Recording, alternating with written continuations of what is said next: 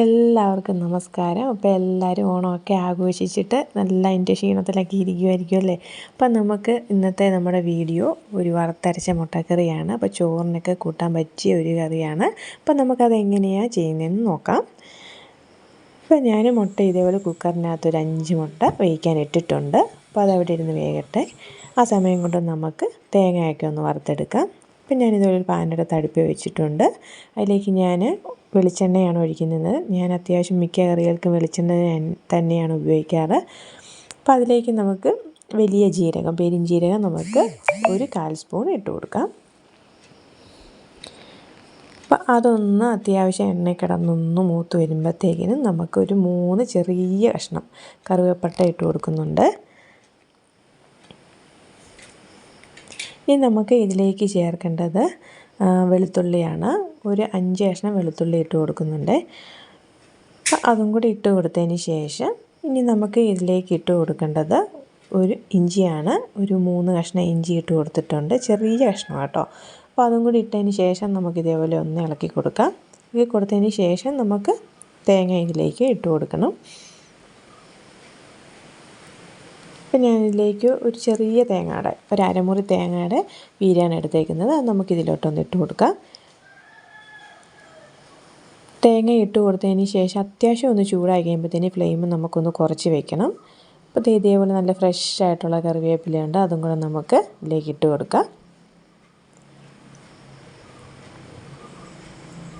ഇപ്പോൾ തേങ്ങ വറുത്തരയ്ക്കുമ്പോഴത്തേക്കിനും അത്യാവശ്യം ഈ തേങ്ങ വറുക്കുമ്പോൾ നമ്മൾ എണ്ണ ചേർക്കാറുണ്ട്. അതുപോലെ തന്നെ സവോള അങ്ങനെയുള്ള കാര്യങ്ങളൊക്കെ വഴറ്റുമ്പോഴും നമ്മൾ പിന്നെ എണ്ണ ചേർക്കാറുണ്ടല്ലോ. അപ്പോൾ നമ്മൾ ഈ 2 പ്രാവശ്യം എണ്ണയൊക്കെ കുറേശ്ശെ ചേർക്കുകയാണെങ്കിൽ ഒത്തിരി എണ്ണയുടെ അളവ് ഒത്തിരി അങ്ങ് കൂടത്തില്ല. ശേഷം നമുക്ക് ഇതേപോലെ ഒരു 1/4 സ്പൂൺ മഞ്ഞൾപ്പൊടി ഇട്ട് കൊടുക്കണം. മഞ്ഞൾപ്പൊടിയും കൂടി ഇട്ട് കൊടുത്തതിന് ശേഷം ഇതൊന്ന് ചുമന്ന് വരുന്നിടം വരെ ഒന്ന് നമുക്ക് വറുത്ത് കൊടുക്കാം. അപ്പോൾ നമുക്ക് ഫ്ലെയിം കുറച്ച് തന്നെ വെക്കണം, ഇല്ലെങ്കിൽ പെട്ടെന്ന് അങ്ങ് തേങ്ങ കുറച്ച് ഭാഗം കരിഞ്ഞു പോകും, നല്ലപോലെ എല്ലാ ഭാഗവും മൂക്കത്തില്ല. അപ്പോൾ ഇതേപോലെ ഒന്ന് ആകുന്ന സമയത്ത് ഇനി നമുക്കിതിലേക്കുള്ള പൊടികൾ ചേർത്ത് കൊടുക്കാം. ഒരു 1.5 spoon Kashmiri chilli powder, 1 spoon മല്ലിപ്പൊടി, ഒരു 1/4 സ്പൂൺ ഗരം മസാല പൗഡർ. അപ്പോൾ ഇത്രയും നമുക്കൊന്ന് ഇട്ടിട്ടൊന്ന് നല്ലപോലെ ഒന്ന് ഇളക്കി കൊടുക്കാം.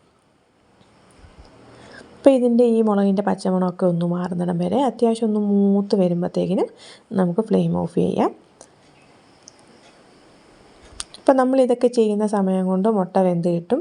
കുക്കറിനകത്ത് വെക്കുകയാണെങ്കിൽ ഒരൊറ്റ വിസിലിന് നമുക്ക് പെട്ടെന്ന് തന്നെ മുട്ട വെന്ത് കിട്ടും.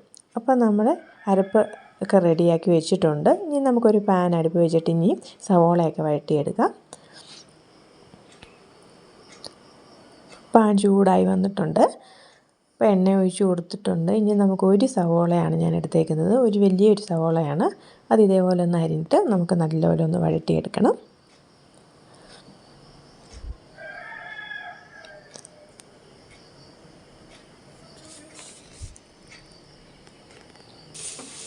അത്യാവശ്യം ഒന്ന് വഴണ്ട് വരുമ്പോഴത്തേക്ക് നമുക്ക് ബാക്കിയുള്ളതും കൂടെ ഒക്കെ ഒന്ന് ചേർത്ത് കൊടുക്കാം. ഇനി നമുക്ക് ഇതിലേക്ക് ചേർക്കേണ്ടത് ഒരു ചെറിയൊരു കഷ്ണം ഇഞ്ചി ചെറുതായിട്ട് ഇതേപോലെ ഒന്ന് അരിഞ്ഞിട്ട് അത് നമുക്കൊന്ന് ഇട്ട് കൊടുക്കാം. അതുപോലെ തന്നെ ഒരു 2 പച്ചമുളക് അത്യാവശ്യം എരിവുള്ളതാണ്, അതുകൊണ്ട് 2 എടുത്തിട്ടുള്ളൂ. അതും കൂടി ഒന്ന് ഇതേപോലെ ഒന്ന് അരിഞ്ഞിട്ട് ഇട്ട് കൊടുക്കാം. ഇനി ഇത് നല്ലപോലെ ഒന്ന് വഴണ്ട് വരട്ടെ. അപ്പോൾ ഇതൊന്ന് പെട്ടെന്ന് വഴണ്ട് വരാനായിട്ട് നമുക്കൊരു നുള്ളു ഉപ്പും കൂടെ ചേർത്ത് കൊടുക്കാവേ. ഇനി നമുക്ക് അരപ്പൊക്കെ ചേർത്തതിന് ശേഷം ഉപ്പുണ്ടോ എന്ന് നോക്കിയിട്ട് പിന്നെ നമുക്ക് ഉപ്പ് ചേർത്ത് കൊടുത്താൽ മതി. ഇപ്പോൾ സവോള വഴണ്ടാൻ വേണ്ടി മാത്രം നമ്മളൊരു നുള്ളു ഉപ്പിട്ട് കൊടുത്തിട്ടുണ്ട്. ഇനി ഒരു 2 കറിവേപ്പിലയും കൂടി ഇട്ട് കൊടുക്കാം. ഇത് തേങ്ങാക്കൊത്താണ്. തേങ്ങാക്കൊത്ത് ആദ്യം എണ്ണ ഒഴിക്കുന്ന സമയത്ത് ഇട്ട് കൊടുക്കുകയാണെങ്കിൽ നല്ലതാണ്, അല്ലെങ്കിൽ ഇങ്ങനെ ഇട്ട് കൊടുത്താലും മതി. അപ്പോൾ ഇതേപോലെ അത്യാവശ്യം ഒന്ന് വഴണ്ട് വരുമ്പോഴത്തേക്കിനും ഒരു തക്കാളി ഉണ്ടെങ്കിൽ നല്ല പഴുത്ത തക്കാളിയാണ് നമുക്ക് ഇട്ട് കൊടുക്കാം. ഇത് നല്ല പഴുത്ത അല്ലാത്ത കാരണം കൊണ്ട് ഞാൻ ഇട്ട് കൊടുക്കുന്നില്ല. ഈ ഒരു രീതിയിൽ ഇട്ട് കൊടുക്കുകയാണെങ്കിൽ നല്ലപോലെ വഴണ്ട് കിടക്കത്തില്ല, കഷ്ണങ്ങളായിട്ട് തന്നെ കിടക്കും. അതാ ഞാൻ ഇടുന്നില്ല.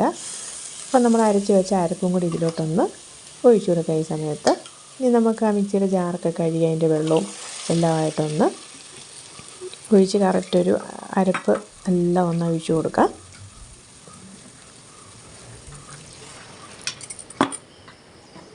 അപ്പോൾ അത്യാവശ്യം വെള്ളമൊക്കെ ചേർത്തിട്ടുണ്ട്. ഈ സമയത്ത് നമുക്ക് ഉപ്പൊക്കെ ഉണ്ടോ എന്ന് നോക്കിയിട്ട് ഇല്ലെന്നുണ്ടെങ്കിൽ ഉപ്പൊക്കെ ഒന്ന് ചേർത്ത് കൊടുക്കാം.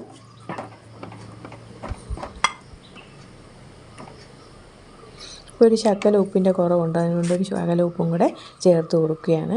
അപ്പോൾ ഉപ്പ് ഇല്ലെന്നുണ്ടെങ്കിൽ ഈ ഒരു സമയത്ത് നമുക്ക് ഉപ്പൊക്കെ ചേർത്ത് വെള്ളവും ഉപ്പും ഒക്കെ കറക്റ്റാക്കി ഈ ഒരു സമയത്ത് വേണം നമ്മൾ ചെയ്ത് കൊടുക്കാനായിട്ട്. അപ്പോൾ എല്ലാം കറക്റ്റായിട്ട് ചേർത്തുകൊണ്ട് ഇനി ഈ അരപ്പ് നല്ലപോലെ ഒന്ന് വേകണം. ഒരു 3-4 മിനിറ്റ് കഴിഞ്ഞപ്പോൾ ഈ ഒരു രീതിയിൽ നല്ല കളറൊക്കെ ആയിട്ടുണ്ട് അരപ്പിന്. അത്യാവശ്യം എണ്ണയൊക്കെ തെളിഞ്ഞ് വന്നിട്ടുണ്ട്. ഇനി മുട്ട പൊളിച്ച് ഇതേപോലെ ഒന്ന് ഇട്ട് കൊടുത്താൽ മതി. ഇനി ഈ അരപ്പിനകത്തേക്ക് കിടന്നൊരു 1-2 മിനിറ്റും ഒന്ന് നല്ലപോലെ ഒന്ന് മുട്ട കിടന്നൊന്ന് തിളച്ച് കഴിയുമ്പോൾ ഇപ്പോൾ അത്യാവശ്യം അരപ്പ് നല്ല വെന്തിട്ടുണ്ട്. ഈ കളർ കാണുമ്പോൾ നമുക്കറിയാം. ആദ്യമേ ചേർക്കുന്ന ഒരു കളറായിരിക്കത്തില്ല, കുറച്ച് നേരം തിളച്ച് കഴിയുമ്പോൾ നല്ലൊരു കളറായി വരും, എണ്ണയൊക്കെ തെളിഞ്ഞ് വരും. അപ്പോൾ ഇതേപോലെ ഒന്ന് ചെയ്താൽ മതി. അപ്പോൾ ഇത്രയും മാത്രം ഒന്ന് ചെയ്താൽ മതി, നമ്മുടെ മുട്ടക്കറി ഇവിടെ റെഡിയാണ്. അപ്പോൾ എല്ലാവരും ഇതൊന്ന് ചെയ്ത് നോക്കണം. എല്ലാവർക്കും നമ്മുടെ ഇന്നത്തെ വീഡിയോ ഇഷ്ടപ്പെട്ടെന്ന് കരുതുന്നു. അപ്പോൾ എല്ലാവരും ഒന്ന് ലൈക്ക് ചെയ്യുകയും ഷെയർ ചെയ്യുകയും കമൻറ്റ് ചെയ്യുകയും ഒക്കെ ചെയ്യണം.